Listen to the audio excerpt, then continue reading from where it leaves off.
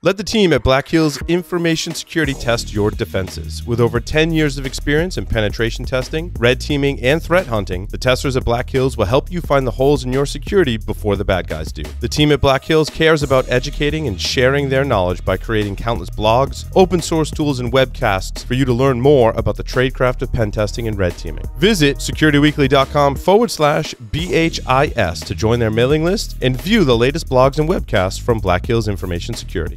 Signal Sciences secures the most important web applications, APIs, and microservices of the world's leading companies, protecting over 7,500 applications and 150 billion production requests per week. Signal Sciences Next-Gen WAF and RASP help companies increase security and maintain site reliability without sacrificing velocity, all at the lowest total cost of ownership. Signal Sciences' patented technology protects any application against any attack, with integrations into any DevOps toolchain. Signal Sciences, demand more from your WAF. Learn more at signalsciences.com/PSW.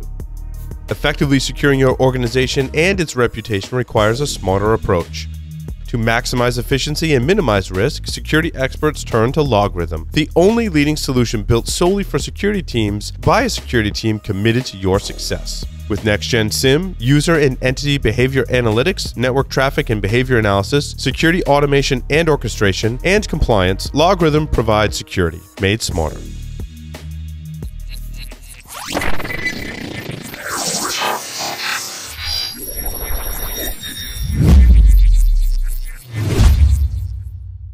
Hey everyone, we are here at InfoSec World 2019. I'm here with my good friend Dave Kennedy. Other than being my good friend, he's also the co-founder and chief hacking officer at Binary Defense. I am. Welcome, Dave. It's cool when you run your own company, you can create your own title. I see you've done a very fine job of creating your own title. It changes, like chief technology officer, chief hacking officer. It sounds cool. You get creativity points for that. I wish I had thought of that first. Yeah, see? Because I get to pick my own title too, and I chose CTO. Well, CTO still sounds like really proper. Right? Yeah, chief hacking officer just sounds cooler. It is cooler. Yeah, That's where I was going. It was way cooler, dude. So tell me about Binary Defense, dude. I don't think we've ever really had this conversation. Like all of a sudden one day you had another company, because TrustedSec was first. Yeah. And then all of a sudden Binary Defense cropped up. Yep. And so tell me how that started. Yeah, so funny story about how it all kind of came together is I was working at Diebold. I was their chief security officer, and I wanted to start my own company. And I actually had the design and the creativity around Binary Defense already then. I wanted to start Binary Defense. But starting a 24/7 security operations center is a lot of work, a lot of capital, a lot of money, and I'm kind of the anti-VC person. I don't like taking money and giving away portions of the company and things like that. I really believed in what we're doing and kind of making sure the direction of the company was the right way. And what we wanted to do is really I really wanted to be an extension of the security team. I thought, we were dealing with an MSSP at the time where they basically were just regurgitating alarms and copying, pasting, and sending things off. That was at Diebold's. At Diebold's, yeah. Your MSSP you weren't necessarily happy with, and you're like, correct. I can do that better. I can do that better, yeah, right? Sure. And I really wanted to get more visibility, and that's one of the biggest things I saw our industry struggling with, which was, not having the people to be able to understand what's happening, being able to get the visibility that you need, and then the people to really rely on that. And I think that was really where we wanted to go with Binary Defense. But again, it takes a lot of money to build a 24/7 security operations center, staff it, and everything else. And so I started TrustedSec from the basement of my house, and that was 7 years ago. And 5 years ago, I started Binary Defense, really with that vision. And TrustedSec was a good time; I was doing well. And people always ask me, why did you create two separate companies? Because you could have easily done them together. And my answer was, for me, everything that I do, I try to stick within ethical guidelines of everything. I mean, I think ethics in our industry is probably number one: telling the truth, being honest. Making sure that you're doing things in the right intentions, not blowing smoke up people's behinds when it comes to the types of technology that you have, or overemphasizing what it does.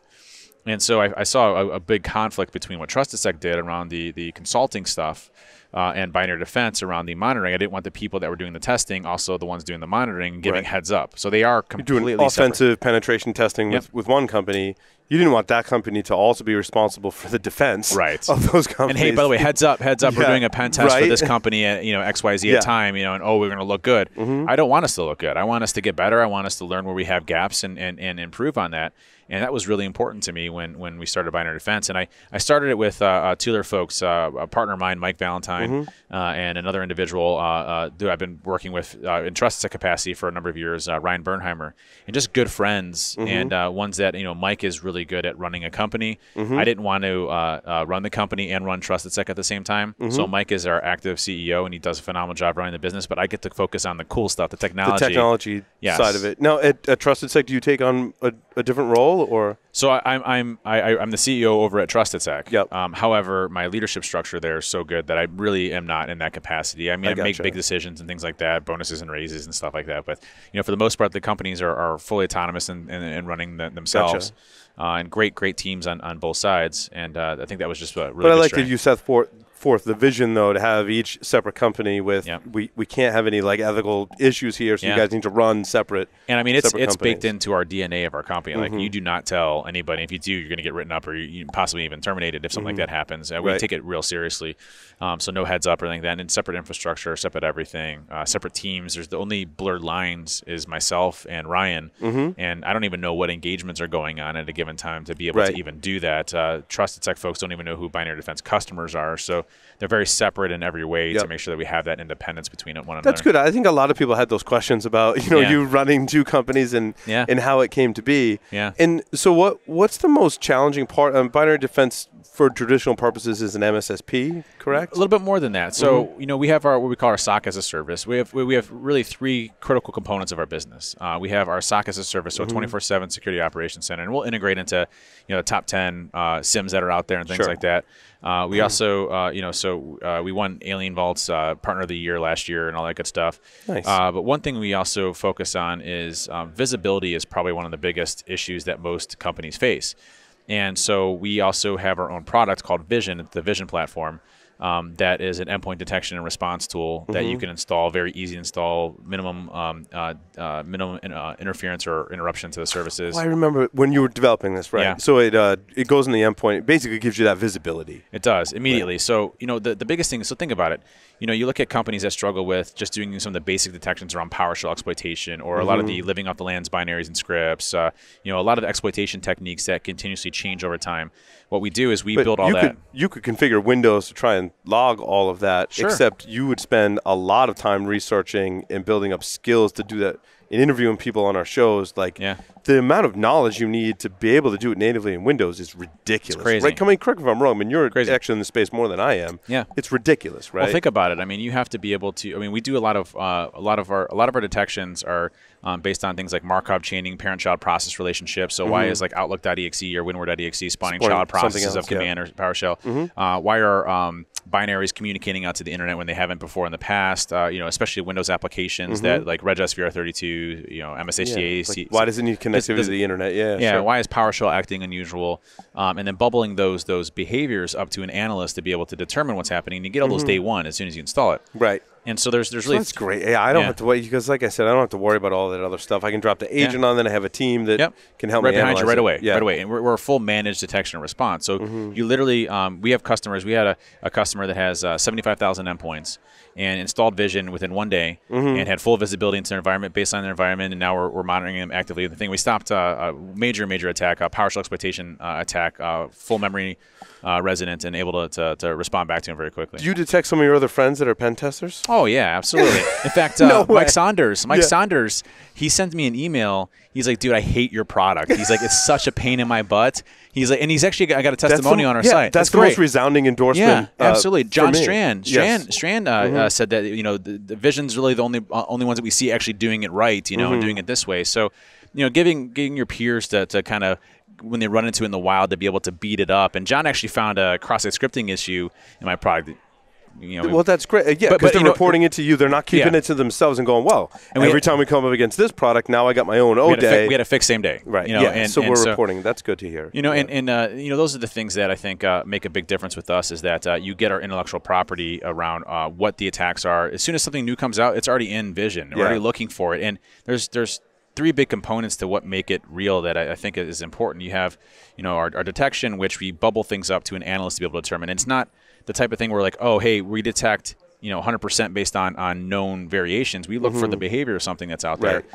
So good detection. Yeah, you take those behaviors from your pen test team. Absolutely. Right? Yeah. Yep, absolutely. And there's some great research that goes in collaboration between research techniques of Trusted Sec and Binary Defense. Not customer information, but the research capabilities. Is Carlos, shared. Carlos is running your, what is he called? Adversary simulation team, right? Yep. Carlos is part of our adversary simulation team, and he runs a research division. And all of that funnels directly into what we're doing at Vision and how we're detecting things, new tactics, techniques, and procedures that are out there. And that really helps out a lot. And we also do, which is really cool, is deception. So we inject credentials into memory. We broadcast LLMNR and MBNS across the network. We have honey ports and honey files and things like that. Is that how you're detecting pen testers more often than the other way, or is it pretty well? So deception is really your last line of defense because they've gotten through all of your detection and they've got some really wicked stuff. And now all of a sudden, now you're hoping that they go after some of these things. Usually we get most of them on the detection side. I mean, we'll do things. I mean, we'll detect things like Cobalt Strike and Mimikatz and stuff like that. But when you're using customized tools, the issue that we run into is making sure that our analysts are actually trained. Vision will see it. We'll snag and we'll say like, this is really unusual, but does it look legitimate to where an analyst can say whether or not it is or not? And that really comes down to the training piece of it, right? And we really focus heavy on the analyst piece of trying to make sure that they understand. But it's hard because all the adversaries, whether they're pen test teams or actual real criminals, are changing their tactics all the time. All the time, right? And it's one of those constant things that you have to be kind of ahead on in what you're doing. And we move very quick to make sure that we keep up to date with everything that's happening. We can also do things like move machines in containment, move it off the network so it can no longer communicate with other things, be more proactive. It's pretty cool. It's been a lot of fun. And from a product perspective, we have a full development team, obviously.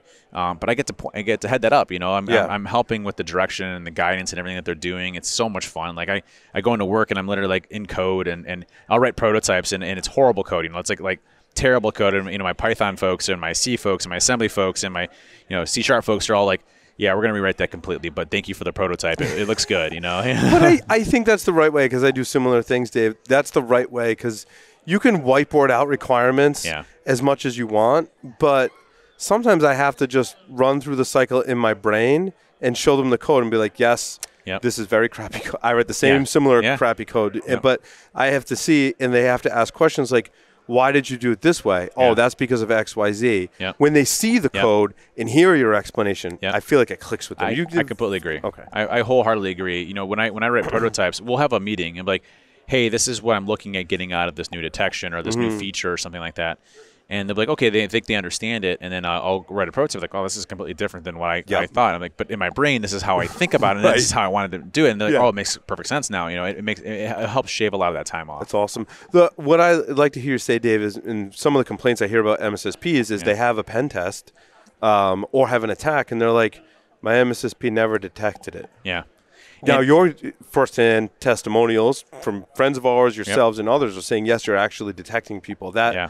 That is so huge and something we need because there's a lot of smaller companies that don't have the resources to staff out a full SOC, but they can come to you for services. Well, I think that's what's different is, we have analysts that actually look through the data. We have threat hunters that are actively going through the data itself and looking for edge cases, looking for command line arguments, PowerShell arguments, services that are created, registry entries, north and south traffic, east and west, and everything else you can possibly imagine. Trying to understand, are there abnormal patterns of behavior in your environment that we didn't see? But at the same time, we are triaging things. We don't just get an alarm and then copy and paste that alarm and move it over. We're actually looking at what's occurring. We're looking at other information. You're trying to build context around that. And that's really, really important. A lot of other MSSPs, I feel like, don't do that, right? Yeah. They try and grow too fast. They automate too much, and they're just like, whatever comes in, we're just going to send it off to the customer. You get an alarm, you send it off to the customer. You get an alarm, you send it off to the customer. But you're providing more content through people. Yeah. And that's always been my big thing, right, is people. I agree. You invest in the people, you invest in teaching them, training them, they're happy. We don't have people just quit on the SOC. I mean, and SOCs are challenging. SOCs have a lot of turnover. Traditionally, have had a lot of turnover. talk about your culture a little bit. I love the culture at both Binary and Trusted Sec. That's so much fun. And I always kind of envision, like my culture at my company would be some of my personality kind of built into that culture. And as you can see on social media, we definitely embody some of that. But you have a culture of your own for both companies, which I think is important and I think critical to your success, Dave. Yeah, for me, people has always been number one. Treating people the right way and having a good work environment. So come in when you want to. You don't have to show up at 8 o'clock in the morning or 9 o'clock in the morning. Now, shift work is a little bit different. Yeah, there are exceptions. I have that exception in my culture as well. I'm like, look, I'm not going to making sure you're clocking in at a certain time. But if we got a meeting with a client or sponsor, I'm like, you got to show up on time, right? But so there are exceptions, right? There's relaxed rules, but there's some things that you're like, to make the company run, we have to do this. But great. Stock the fridges, have free food and drinks, not beer or anything like that. We don't do that. That's my party days are kind of over on that front.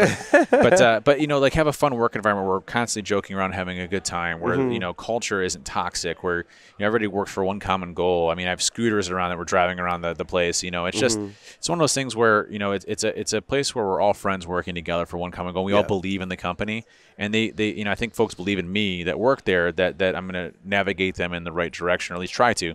And I don't mean get me wrong, I make mistakes and I falter and things like that, but having a team behind you that supports you when you're doing these is so paramount. And I don't think anyone that started a company, Dave, will be like, I've done everything perfectly to run my It's all going great.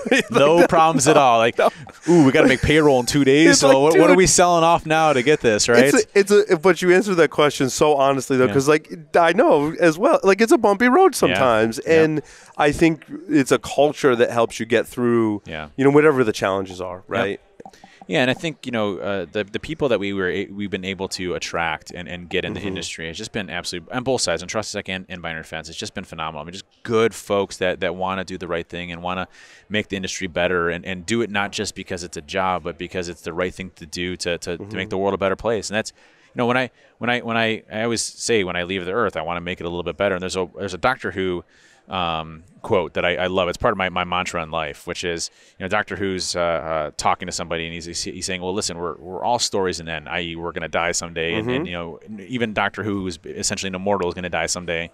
And he says, we're all stories in the end, but just make sure yours is a good one. Right. And, which doctor was that? That was Matt Smith. Yep. That was Matt Smith, my favorite doctor, actually. Interesting. And so one of my favorite quotes from Doctor Who on that, and it's true, do the right things and good things happen to you and the people around you. And is that your advice for folks that want to maybe go create their own company, have their own startup? Yeah, if you're going to do your own startup, I highly recommend it, by the way. I mean, you may fail, but it's something that you tried to do and you tried everything you possibly to do it. And, for me, I failed a lot, when we first started Trusted Sec, and things didn't work out and things didn't go well. And same thing about Binary Defense. But I tell you, now it's such a different thing where you have your own company, your own people, your own folks that you're working with. And you have 150 mouths to feed and things like that, and insurance and stuff that you have to deal with. Taxes, oh my God, taxes. There's certain things as a business owner, right? Like you wake up in the middle of the night and you're like, oh my God, and you freak out, and then hopefully you go back to sleep, right? Yeah. But there are some freak out things when you think about them, like paying taxes. Dude, taxes every year for me. I know. We know how much it's always going to be, but when you're giving that much amount back out, you're just like, okay, even when you has to. Anyways, so there's a lot of stuff you don't know, and I would say for people that want to start their own company, people are like, well, I don't know how to start an LC. I don't know how to do bookkeeping. You figure all that out. Yeah. You figure out what you need to do to be successful, and you do it. And if you're driven and passionate enough, right, you're going to figure it out. And you're going to make mistakes. I think also what I heard you say, Dave, is you make mistakes. We've all made mistakes trying to build our companies, but you learn from those and you press on, right? I mean, I know your background too, right? Fortunately, I think a lot of the mistakes in the business world aren't as impactful as some of the mistakes you could possibly make as a Marine, right? Sure. But you're always fighting forward, right? Always fighting forward. And that's what you have to do, to be successful. And believe in yourself, believe in the vision, and believe in people. And when you can do that, the biggest thing I see for a lot of folks that start their companies is that they have a tough time trusting their people to take the ropes. And that's one thing I don't have trouble with. especially when you're hiring friends and family. People say don't hire friends and family. I hire friends and family all the time. My dad works for me at Binary Defense. Oh, that's awesome. He's amazing. I love your dad. He's incredible. I met him at so DerbyCon a few years. Yeah, he's awesome. Except when he told everybody that I hated clowns, and then it basically blew up the whole clown thing. That sucked. But well, you know, I'm sure that growing up he had to yell at you a lot, and you really aggravate him, and that was his way. He's getting back at you, right? There's a lot of things that I did when I was a kid. Right? You think back like I did think too. Yeah. Yeah. So, you know, but I mean, having people in mind and letting them fail and learn from those experiences, but also having their back when something happens, you know. And, you know, we had I remember, this is a few years ago, I was like 4 or 5 years ago, we had a real difficult customer. And, you know, we couldn't do anything right with this customer. Yeah. I mean, it was just one of those ones where they're just irate all the time. Yep. They were yelling and screaming. And, you know, my team was really sensitive of not being upset with the customer because they didn't want to reflect poorly upon me. And, you know, I got on the phone and I just like, listen, we're canceling this engagement right now. We're done. I'm backing my team and my people that you keep continuously berating for no reason. Like, this is just, there's no reason for it. Like, if we had messed up or done something, you know, I understand, you know, some of this might be lodged, but there wasn't anything there. And, you know, I'm going to cancel this $30,000 engagement or $60,000 engagement because you're not treating people right. And you have to have their back when times get tough and things like that. And that's important. Yeah. But that's a great lesson too for those wanting to start a business, right? Sometimes you got to fire a I mean, it's rare usually, but sometimes you got to fire a customer. Got to fire a customer. We all been there. You got to fire a customer. I mean, sometimes customers it's are really difficult. It's unfortunate, and you don't really want to do it, but sometimes it's the right thing to do. Yep. Yeah. Who's your ideal customer for Binary Defense, or like what should people do if I'm interested and I say, you know, I really want to look into SOC as a service and really, you know, have someone monitoring my stuff? What's the next step for them? You know, what's great is we partnered with a company called Ingram Micro, which from a reseller perspective, one of the largest resellers. One of the largest resellers. I think they are the largest reseller. I mean, they're bigger than Amazon and stuff like that. I mean, they're huge. Yeah, it's a huge company. We do a lot of reselling through them for the Vision product, and so that works very well for small to medium-sized businesses or large scale as well. Yeah. But you know, we have endpoints to 150,000 plus endpoint customers to 2 to 5 endpoint customers. For us, size doesn't necessarily matter, or industry vertical, which is great. So regardless of the size of your organization, whether you have a SIM, you don't have a SIM, whether you have endpoint protection or don't have endpoint protection, play well with others as well. Again, visibility and responding is so key. If you look at breach statistics, you know, you look at what happened with just recently with Buca de Beppo. You know, the time that they notified their customers was when their cards were being sold on the internet. Like that's not good, right? Way too late. That's way too late. Way too late. Look at a couple of hotel chains 3 years after the fact. You know, so. You know, what we are trying to do is minimize that damage to the company and respond much faster. So if Bob and Sales gets compromised, well, who cares about Bob and Sales? I mean, we care about Bob and Sales, but it's not a wide-scale breach that impacts the rest of your organization. We're right there with you responding to it. But I like that. I mean, that's the greatest use case I can think of for outsourcing your monitoring and protection services like that is to minimize that response time because a lot of employees like to go home for the weekend. Or if you're staffing it yourself, you have to deal with all the churn of the customers. And we deal with folks too, like 12 on. You know, we'll do the 12 hours off hours, or you know, if they already have a SOC in place, or we'll augment their team too. We become, you know, we can be the tier 1 or the tier 4, you know, whatever you want to do from there. And we also we didn't talk about much is we also have a full counterintelligence service for threat intel and building profiles of companies and getting understanding of specific attacker groups and the methods that they use. And that goes into our Vision product as well. So it all paints a really good picture of how we focus on the entire, you know, piece around a company and trying to protect them. Awesome. Yeah. Dave, thank you so much. I think this is our most serious by interview far ever. I'm in a suit, which it never happens, by the way. I've got a button-down shirt on. What's going on here? I don't know. We're going to do a more informal one soon. Like no pants, nothing. You know, we have to go back to the no pants interviews. You have to come to the studio Thursday night. We'll have some cocktails. Sounds good. You remember that one time? I do. I could never forget. All right, Dave, man, thank you so much. Thanks for having me on. Thanks, everybody, for listening.